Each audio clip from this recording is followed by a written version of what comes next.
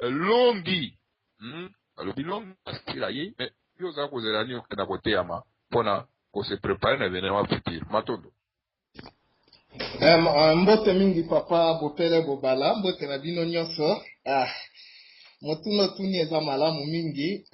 Prophétie elobaki retour ya Kimbangu soki nazosala nini. Alors enfin ngai na réussir kaka ko interpréter yango denge nga na comprenaka masolo yango donc na contexte mususu.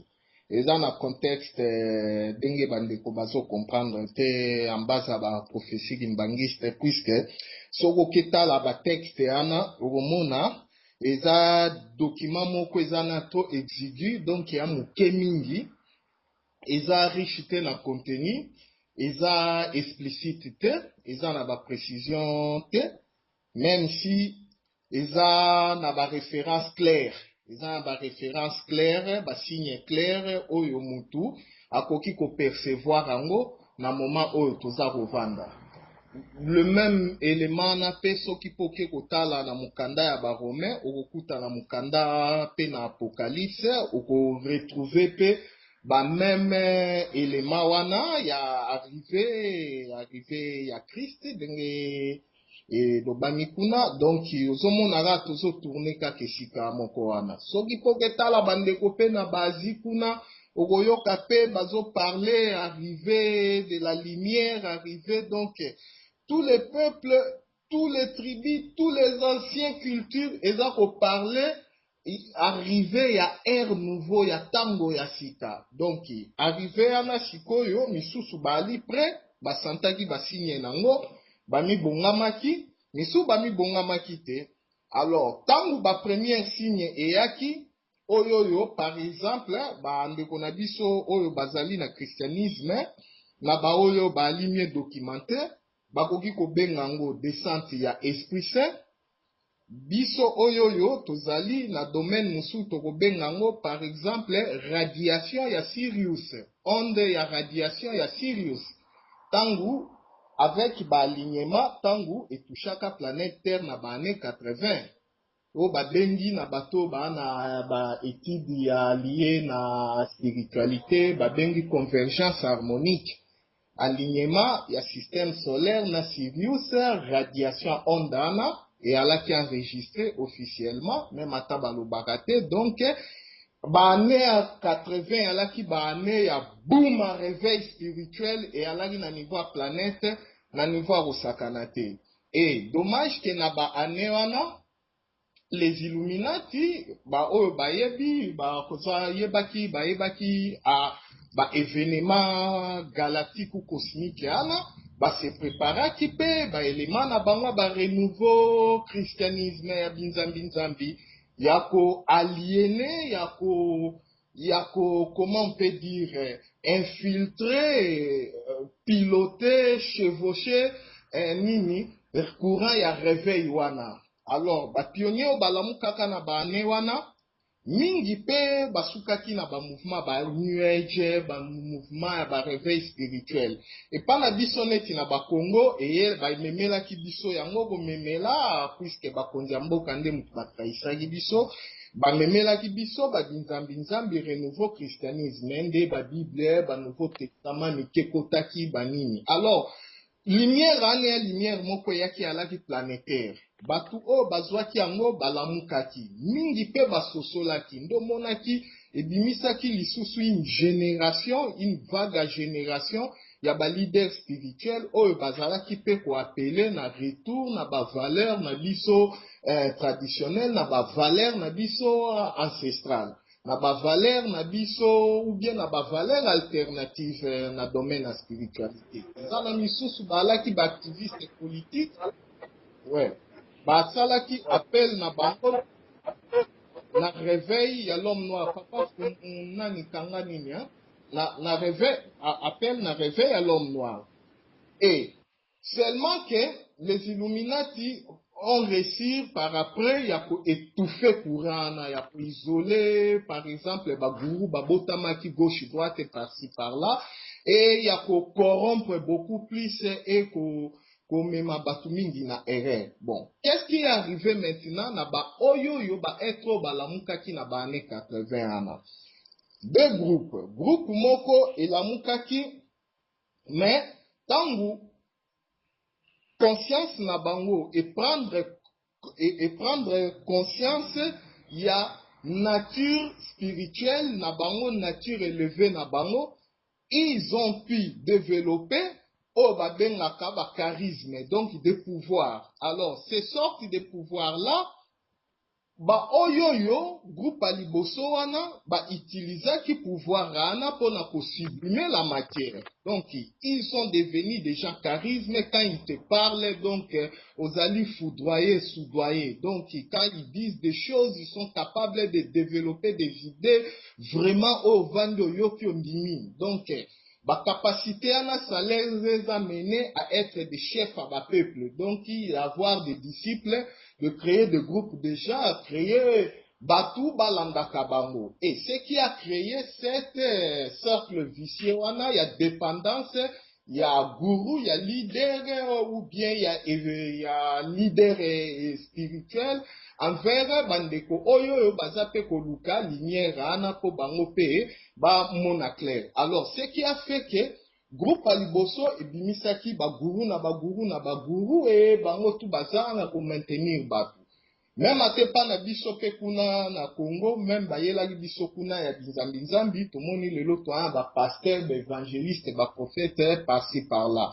Même ata so ketala na bakaki bokoko o mona pe kaka ba ope ba réveillaki na nini yana, beaucoup aussi ba salela ki penyate réveil wana pena ba memangoti na suka, mais ba profitaki na charisme na ba pouvoir de l'âme, ba pouvoir oyo et dotaka soki mutu à rejoindre ba sphère, comment rejoindre ba sphère à lumière pour que ba dominer batu. Alors ce qui fait qu'ils se sont mis bango tout ya ko dominer batu, ya ko s'enrichir, ya ko manipuler batu, et à concentrer un conflit entre Bango na Bango. Donc, Bango tout, je peux dire que va être récupéré par système d'une manière ou d'une autre. Mais sous-consciemment ou sous-inconsciemment, attiré par le pouvoir, le fait que les gens t'écoutent, tu peux décider sur les autres. Donc, Gouya pouvoir, Rana, Petit Wana, et créer forme de dépendance entre les maîtres et l'élève.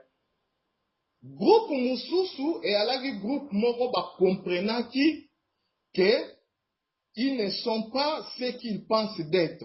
Ils sont plus ce qu'ils pensaient d'être. Donc, conscience na bango, au lieu de se limiter na illumination na ko dominer matière, mais et préféra qui est dépasser la matière. Donc, et se retourner vers l'esprit, vers l'océan infini. Et beaucoup de ces gens-là, beaucoup basala bango presque mingi ba parcours solitaire. Mingi fait ba récissa qui peut paraître ko canaliser, ko créer pe courant ya message, courant pe ya ba enseignement. Oh, et aider pe batu mingi vraiment ba tenir tête na mouvement oyo ya subversion, ya spiritualité au niveau global. Lelo oyo sikoyo tokomi na fin ya cycle ya galaxie, cycle esili eleki. Batu balandaki te fa ba Illuminati, basalaki ba prophétie na bango, eloko esalami te. Donc pona batu eloko ezate, erreur batu basali. Comment expliquer que batu bazo prétendre baza na contact na ba koko, ba contact na ba ange, ba contact na ba nzambe, na bakulu na ba milimo na ba archange na ba nyonso tout ba kombo chanzaka kaka, peut-être les entités sont les mêmes, mais batouana ba na information te concernant ces mêmes bakulu wana, ces mêmes ba entité ba être de lumière là qui prétend être en contact. Na parlaka la fois passée sur Kaya Sirius. Kaya Sirius eza na mindele ebele, toyebi bien que bundu dia Congo dengezana eza raciste. Là il faut parler clair. Eza raciste, donc eza contre otu ya mundele. Mais azo revendiquer bakoko na ye bauta na Sirius. Wana muta contester azate. Même nga na lobaka ke dimension oyo planète oyo bato bansemasaki yango et ala ba maître généticien mais tolobaka te ke bauta na ka Congo tolobaka système ya Sirius eza multidimensionnel donc ntango ozopesa information il faut précision ezala mais précision côté wana toyebaka dimension nini te planète ka Congo eza koretrouver puisque on parle des êtres physiques en sang, en chair, en os comme biso. Alors nous savons bien que un être de lumière a vibré na spectre de lumière moko très élevé. Sauf à côté la dimension ou dimension est cause à la pulvériser à cause de l'intensité et l'énergie. Ou bien yemoko à côté à cause la bloqué par la matrice soka kitisipe vibration na eti na niveau moko hors contrôle. Donc il faut aller doucement, puisque le système à Sirius, c'est troisième dimension ezali. Na niveau ya univers na biso ya libanda. Mais ba dimension pe mususu ezali. Mais ezana mindele.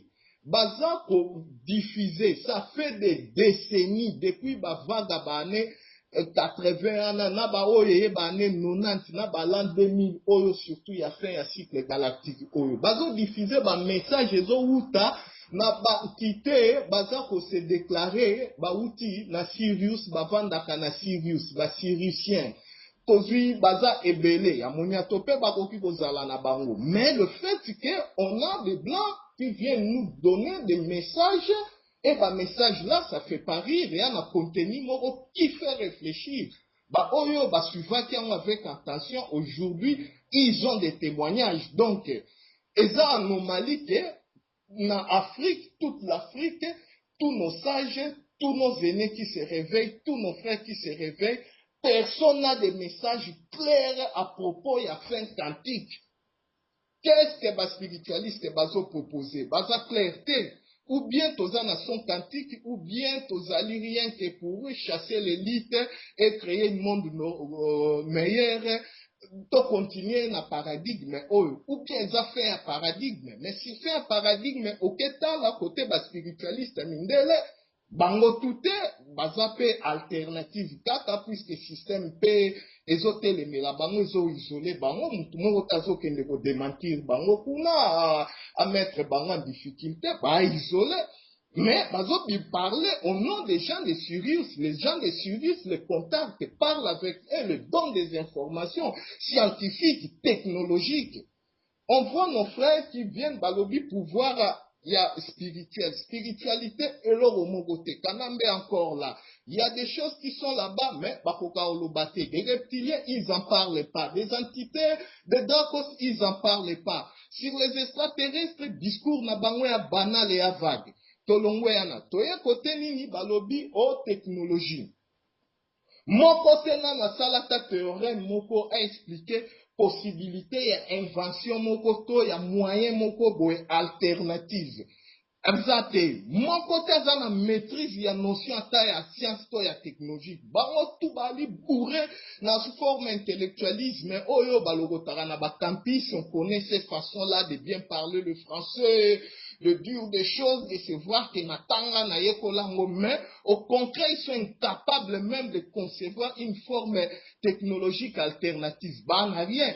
Mais les autres qui prétendent être en contact avec des Siriciens, bah, Kokonabango, ils proposent des technologies. Et nos frères sont même incapables d'aller étudier ces technologies-là, puisque c'est public, c'est gratuit. Bah, tiens, on a Internet pour étudier un peu, bah, motiver dans la communauté, là-bas, bah, bandini. Peut-être gourou a des sciences, même, on dit, mon côté, msou soit électricien, msou soit électromécanicien. Peut-être ceux qui y ont par illumination, au comprendre, au comment passer, bah, information technologique, to bandi pe ko créer pe na niveau na bisoana. Alors, bango touti lelo technologie moko ezate. Soko tuni alobi kasi yo soko yebi yakate to yalaki sango. Donc c'est la façon de rejeter la balle aux autres. Tolongwe technologique, ba parla lisusu nini économique. Na éviter économique, qu'est-ce qu'ils entendent dire par économique? Système économique, c'est du casino. Donc, o aitanga histoire alternative, il y a système bancaire, il y a système global, il y a ndenge nini bah, créer un système d'esclavagisme basé sur ce qu'on appelle l'économie. En tout cas,